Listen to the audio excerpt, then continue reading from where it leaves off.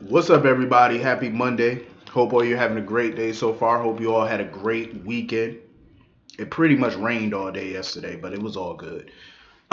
um, Getting into this episode of GH.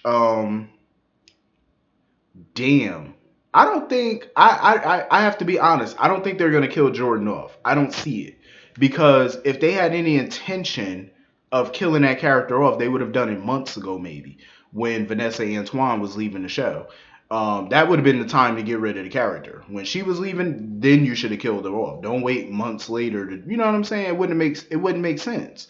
I mean, not to say they wouldn't do it now, but I'm just saying it wouldn't make too much sense. It would have made more sense had they did it months ago.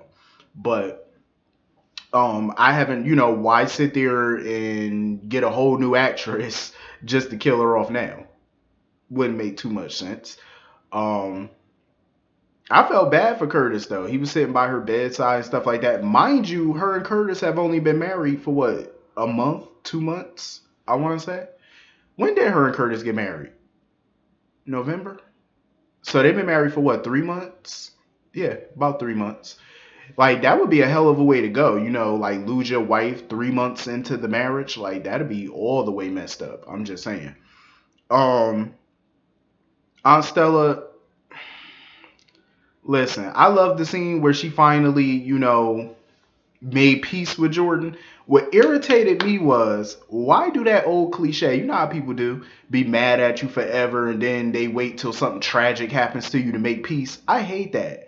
I was like, this woman has spent many months, over a year, years, trying to make amends with this woman, and she was not having it. Now that she's literally laying damn near on her deathbed, now you want to make peace when she can't even hear it? Like, you wait till this woman is unconscious, damn near on the brink of death, to sit there and make peace. I don't get that. I'm like, why didn't you do this months ago, a year ago? Like, why? Like, that's just how some people do, though. I like it because it is very realistic, because that is how people do in real life. They wait till something tragic happens to try and, give you your flowers. That's why they say give people their flowers while they're still here. Don't wait until something tragic happens to make peace with somebody. You know what I'm saying? Do it when they're, healthy and they're able to speak back to you. Don't wait until they either dead in the ground or they're in a coma or something and they probably can't hear you. You know what I mean? Like, don't wait till then. Um, I do think it was nice, but I still hate the fact that she waited so long. Um, but what I love though about this scene with Curtis and Drew was, I see. Here's the thing. I was halfway expecting Curtis to blame Drew and be ready to fight him, because most of the other people, other characters and stuff, probably would have done that. But what I love was it was a change, because that's usually what happens. You know what I'm saying? But a man's wife is on the brink of death, and the guy who caused it is actually his friend. But they still would have been upset with that person. We've seen it 100 times. But this time was so different because Curtis knew it was an accident. He knew it wasn't on purpose. He knew it was an accident. So he did the mature thing. He didn't blame Drew. He didn't want to beat his ass like some people probably would have wanted to do. But he didn't. He handled it like a gentleman. He was like, you don't need to apologize. I know it was an accident. But Drew just couldn't help but keep apologizing. You know what I'm saying? Because even though it was really not Drew's fault, Drew didn't ask to go blind and get massive headache, and he didn't know Jordan was even down there. You know what I mean? But I love that, he didn't blame him for it. He automatically knew it was an accident. But I don't know what they doing with Jordan though, because Jordan was definitely cold blue. She was cold today, so the doctors, she was damn near dying. She was flatlining. So the doctors immediately wanted to take her back up to the OR and do some surgery. She already had surgery, but they had to do another surgery. So I don't know. Her life is basically hanging in a balance right now. Speaking of, where the hell is TJ? Like, his mama is on damn near on her deathbed and he ain't nowhere to be around. I don't even think they mentioned TJ today. See, what was the whole point of recasting TJ if y'all really not gonna use him? Now I see why Taquan Richmond was moving on to other projects and stuff like that. I don't blame them. Like they weren't even using him, so it's like I would have moved on too. And then on top of that, you bring in a new actor to play TJ, and you still don't use the character. Especially now when his mother is damn near dying, and you still don't want to use the character TJ. And then on top of that, like I said, I don't think they mention him, so I could be wrong. But on top of that, you don't even mention the boy, like where he is, and I mean, you could have said he was downstairs at the gift shop or something, buying her some tulips or something. Something. Shit, just give him a mention. It was just stupid. I'm like, where's TJ? I'm gonna put up a big ass sign that says it's gonna be like a milk carton with TJ face on it. Says, "Have you seen me?" Like for real. They need to start using him. Like, what's the point? And he's trying to be a doctor, so that's the you really should be using him. You know what I'm saying? I mean, the show is General Hospital, and you have a character about to be a doctor or trying to be a doctor. Why not showcase that? But I guess that makes too much sense. So I guess they don't want to make no sense. Um. So anyway, moving on from that, Doctor Cabot, the nerve of this motherfucker. Dr. Cabot really thought he was gonna drink his tea, and I was laughing my ass off when Finn said, "Do you British people ever drink coffee?" I said, "Right," because whenever they go to Anna house and stuff, Anna always offer to make them tea. I'm like, "Damn, do y'all ever drink coffee?" I was thinking the same thing he was. Like, y'all, that's all y'all British people drink is tea. Damn. Um, so Dr. Cabot really thought he was gonna hop on a plane and go back to Sweden or wherever the hell he from. He really thought he was just gonna hop on a plane and go back. Anna said, "Nah, bitch." She was like, "You got shit backwards." Anna was like, "No, you're going to prison. You ain't going home. You're going to prison. That's where you going. You going to a maximum facility." He was like, "Oh, but I cooperated." So what? They never said that they was cutting you no sweetheart deal. You still going to prison. They never said that you were getting immunity. They never told you that. You should have got that in writing, bro. Since you want to be so damn smart, I would have got that shit in writing. I would have told him from the gate, if you want my cooperation, I want full immunity. See, his dumb ass ain't think about that. He thought they was just gonna let him go. I'm like, yeah, you thought wrong, bitch. They ain't letting you go. They said, Anna said, "Bitch, please, you going to prison? That's where you about to go."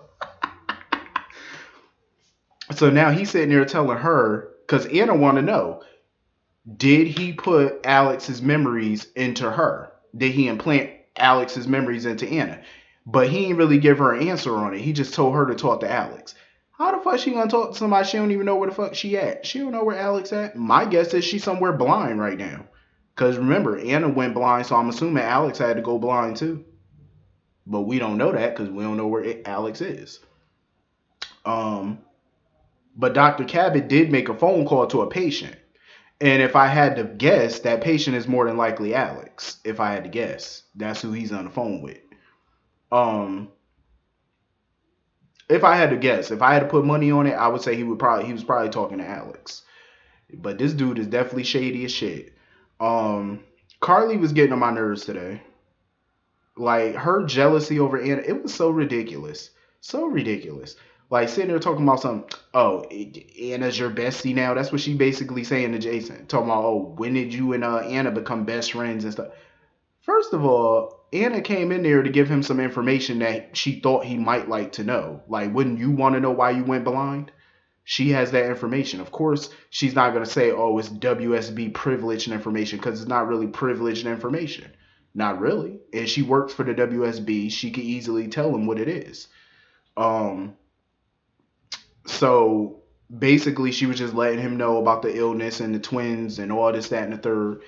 Carly was just being mad, annoying, talking about, oh, because, you and her got so close because y'all worked together on tracking down Faison last year and stuff like that. I'm like, Carly is so territorial and possessive, it's ridiculous. Like, she is way too possessive. Like, Jason is not your slave. He's not your man. He's none of those things. Calm your little ass down. Like, she's like a straight up chihuahua, like, just all bark. Bark, bark, bark, bark, bark, bark, bark, nipping at your heels like a damn chihuahua. I'm like, Carly, sit. Don't bark. Sit. Like, she just aggravating. Like I like her on some days, but today was one of them days I couldn't stand her. I'm gonna be honest. Like today, she was just getting all up on my nerves. Like she was just tap dancing on my nerves today. And then she finally told Jason about her pregnancy. So of course he got to be her slave for the next 9 months. Um, she's sitting here talking about, so for the next 7 months you got to do what I tell you to do. I'm like, how is that different from any other day?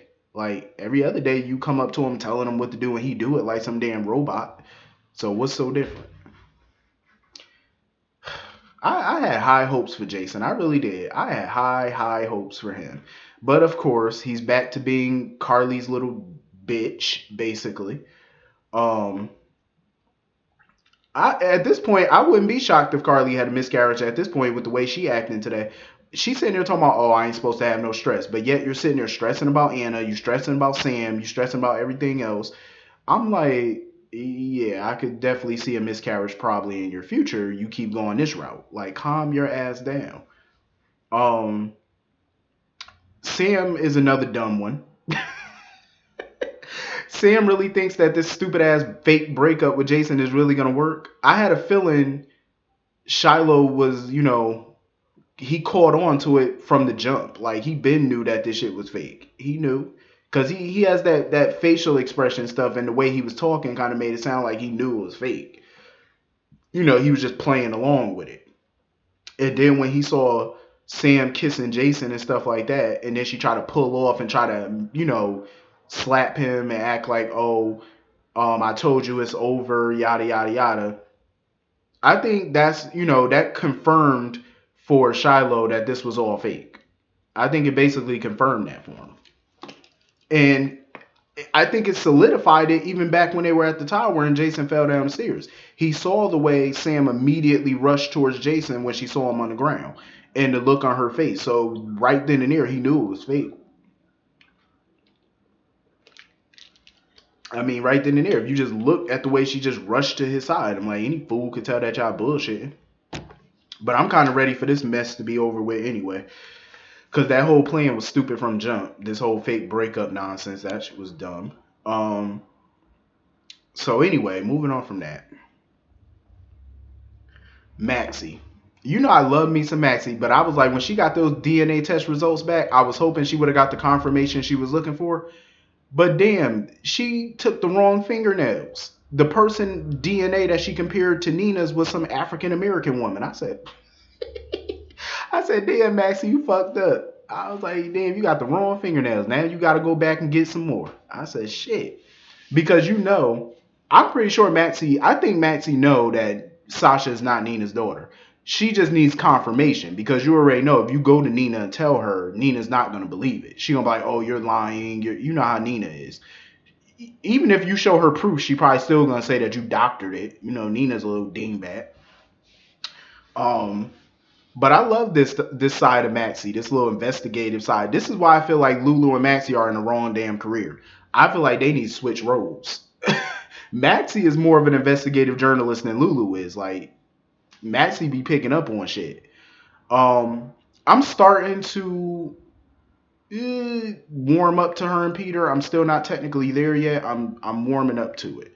But of course, Carly had to come over and Carly is in everybody business. Like now she had to come over and warn Peter and tell Peter about what happened to Jason because she blames Peter for it. Which this part I kind of give her a pass because Peter did play a part in this. Like you kept them, captive for 5 years. So I definitely understand her anger towards that.